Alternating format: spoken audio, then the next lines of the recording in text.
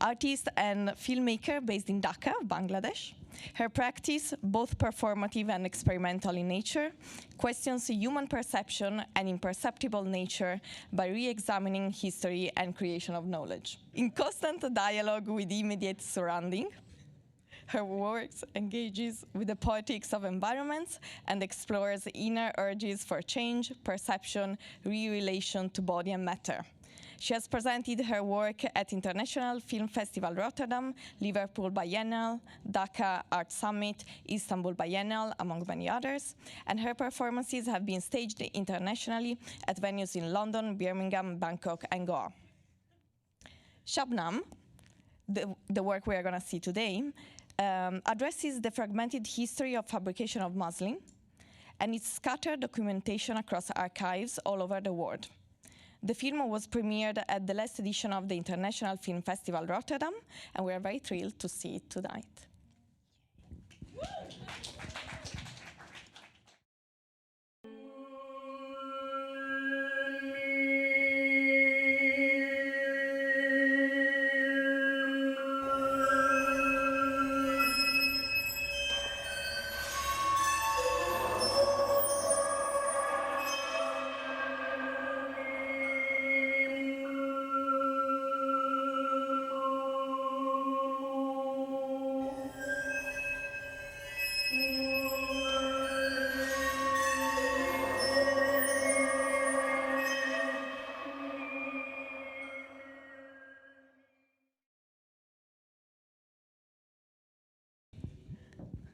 Thank you, Reetu, for this film. We can open it directly to the questions, if you like. Very beautiful film. There's this really nice parallel between the sound and the image. And I was very curious how this developed, because there at some point there's this parallel of the tape loop and the grading tape, and then having these images of thread being spun, and I found that beautiful image, but also I was very curious how kind of this dialogue between sound and image, how that works for you, or if it's like first the image, or if you're scripting it first, or is it like a ping pong? Yeah. And this particular film was actually developed in fragments. So that is why whenever I made whatever the pieces, so it was like, I first shot a piece, and then I thought, I'm very much interested into noise. Yes, and also nuances. I'm very much interested into all of these things. So when I was making these fragments of shootings or image makings, I was also thinking about the sound, just a spontaneous way. And also, like, whenever there is a limitation, that is the best place for artists. That is what I believe. So in Bangladesh, there is no such sound designer or, sound technician that I can go and, chat and, think about the sound and all of this. And he will also understand and, have some scrub and make some sound. It's not like that. And but I had that kind of idea. I was kind of thinking, like, how to make noise, like, some sort of coming from, I'm scratching my head. So maybe how can I use that sound? And of course, the internet is our museum. So I downloaded, I looped, and that's how the sound came from. But of course, from that noise-making process, now I am super interested into like distorted tape recordings and all of these noises as well. Yeah. It was very nice that after having heard this tape, I started hearing the sound of the weaving as this tape mechanism that I kind of went like, yeah, I know. I really enjoyed it. Thank you. Thank you. Yeah. Other questions? Thank you. Thank you, Reetu. Thank you. Finally seen the film, which was also shown at the IFFR. also like this, not translated as well? I'm just interested. Did you find that it's not translated? Well, tell me. Because actually I wanted to share my discomfort of lost in translation when I travel. Sure. That I have said that I'm super interested into nuances. Yeah. So I kind of wanted to create the performance with the film as well. Yeah. So when you watch the film, you will expect, why she's speaking in Bangla, where is the translation, or where is the subtitle? So it's always it's given. But I wanted to create that difference in translation, the time and the weight, and then the translation is coming. Sure. The subtitle is coming later. And also wanted to create language as a cartography, both the language. As I am talking about my positional histories, as I am trying to connect so many fragments together. So I also wanted to create some kind of fragments and dissonance, maybe, between the in the voiceover, between the voiceover and the translation. Yeah. Okay, that's really nice. So in fact, that was nice, not uncomfortable. No, well, no, not at all. Because in this context, not at all. Oh, no. Great, thank you. But I was just wondering whether, in the context of IFFR, it was discomforting. Because that's more of a cinematic experience, right? Yeah, it is very interesting. Yeah. There is no such festival that did not send me an email back. Right. I think you have sent us a unsubtitled film. Yeah. Yes, there is no such festival. Yeah. I have saved all the emails. Yeah. It's very interesting because there is no such festival that they did not send me an email back asking that, can you please send us a subtitled film? Yeah. No, because in the context of an artistic space like this, it's actually quite comfortable, to be honest. This delay that happens. So that was one question. The other question is more about Muslin itself. And we talked about it, about the idea of the revival of the technique and of the craft and the loss of it at the same time. And you've been working on it for quite a while, and it comes back. So can you tell us a little bit about this process that you have with the feeling of loss? How that translates also into you being here in a space where that might be uncomfortable in a sense. I'm wondering about that and the struggle that you have as well in translating that to people that might not understand that, like the British Museum or Victoria and Albert. I kind of started working on Muslin or the relation, or I started taking cotton as a point of departure of talking about my positional histories when I was actually in England. Yeah. And before that, colonial identity or colonial, it actually ended up in 1947, and then later on for 23 years, Bangladeshi history actually turned in a certain ways that, we somehow, the colonial identity or colonialism is sort of like embedded in our culture. So we somehow forgot about it.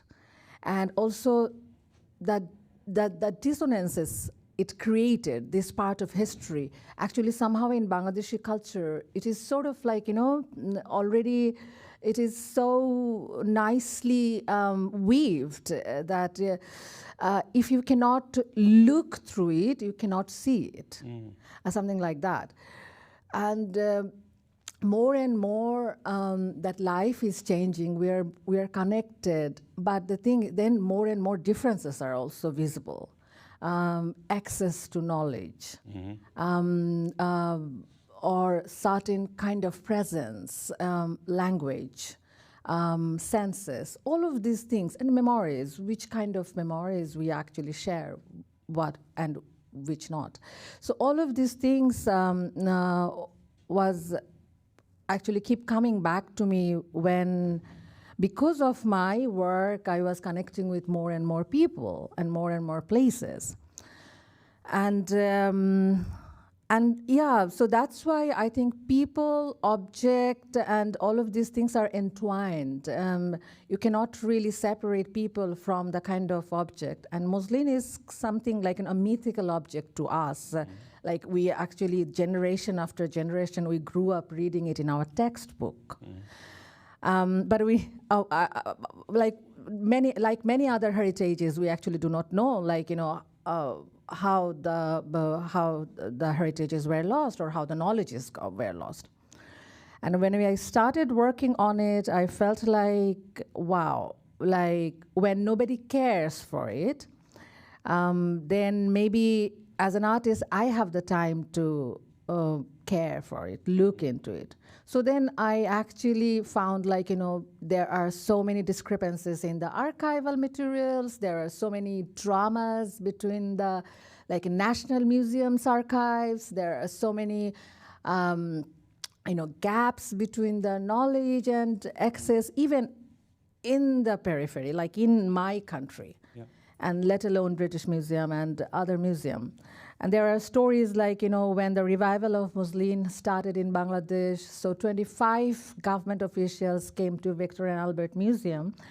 And when they went there, and then they could not really, colonialism is so embedded, like hierarchy is so embedded, or the barrier in language is so big, that they even could not negotiate that, for the research purpose, they need one piece of muslin from the museum back to the country. Yeah. They could not do that. They actually took a 3 by 4 inches piece of muslin and went back to Dhaka. And then they researched, and for last 3 years, and then somehow now they have revived it. But that is a different story. But I'm really fascinated by this thing, that 25 Bangladeshi people came to a British museum and could not negotiate that, can I take, like, one piece out of 128 you have to my country, because I am researching on it. Why couldn't you? Or why couldn't they? So these kind of things actually, I keep on researching. That's why I keep on researching on this. So let's see, my next step is to unfold this very fact that what happened there. Yeah. Amazing. Thank you. What is this film about? There are different materials, right? Between presences, absences, conceptual materials, physical materials, memories. Yeah. I'm really fascinated by the by the question you wrote to me, the ghostly bodies and the materials. I really like that. It actually came like, the bodies are in black, and they look like, in sort of like, very anonymous as well. The environment is anonymous, sort of. So it actually started from the kind of research material I had. There is another story in the collection of the research materials as well. Because I was in a very privileged situation, that's why I had access to these research materials, like these books and texts. In Bangladesh, these books are out of print, and so it was not available. So, yeah. So let me read like a little bit from this book.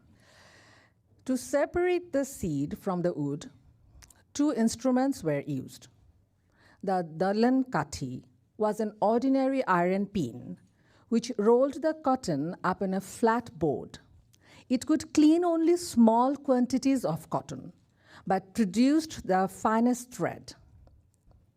In this description of the Indian process of manufacture, Baines omits the carding process. This was a delicate process carried out. According to the observations of the commercial resident, it's John Taylor, British commercial resident in Calcutta, he wrote it. With the jawbone of a boalia fish, which forms an arch 2 inches in diameter and has on its inner surface a greater number of very fine, secure teeth, like a comb, to separate the cotton fibers. Clean cotton was dried in the sun or in heated earthenware pots. It was teased with a dhankara, a bamboo bow with a string of catgut or muga silk stretched between the 2 ends to make it light and fluffy. The smaller bows used by women were vibrated by manual plucking, with larger bows used for larger quantities of coarse cotton. Vibrations were produced with a mallet. The instrument, I really like the word instrument, not like the technique or, yeah. The instrument was used by men mainly to fluff out cotton for quilts. For the fluffed cotton was spread out and wrapped first around a thick wooden roller. Next, it was removed from the roller and pressed between 2 flat wooden boards. It was then rolled around a piece of lacquered reed and kept in the soft skin of a kuchia or cheetal fish. Can you imagine this drama between these materials? So right now, I'm collecting these materials. All of these pictures are available online, and then you keep on finding, like, images are related to your history, but, you can find it in Google search, and you keep on thinking, why don't I have the image, but Google has? Something like that. Or like, very important document, like the Shalom picture in my film, the painting. I had to buy it from British Museum, but I found a 72 kilobyte picture online, and I was thinking, this is such an important juncture of the start of colonialism in Bangla, Bihar, and Orissa. And this painting is available here in 72 KB size in online. Woo. So these are the things actually keep me going on researching on these online materials related to my histories. And I found I am basically fragments. I cannot really present myself as an archived, labeled, privileged person with histories. But, okay, I was surfing because I wanted to show you the images of the materials, what I have now. So this is the particular fish, still available. And yeah, this technique is even the weavers now available. They actually do not know, keeping cotton inside a fish skin so that the cotton could be very soft. But for weaving muslin, it actually needed very special kind of techniques. Like this is boalia fish, and this I found on eBay. This is basically coming from a bovine's horn. This is shell. And all of these things are coming from from your everyday life, and then it's turned into the object to produce this precious cotton. Basically the cotton used to be produced for elites, not for everyone. The cotton for everyone was sort of like this very coarse kind of cotton. The cotton plant you have seen in the beginning, the photo, it's the 40 cotton, by 40 kapas. That is a very strange kind of rare cotton plant, but used to grow just in as fences or in shrubs.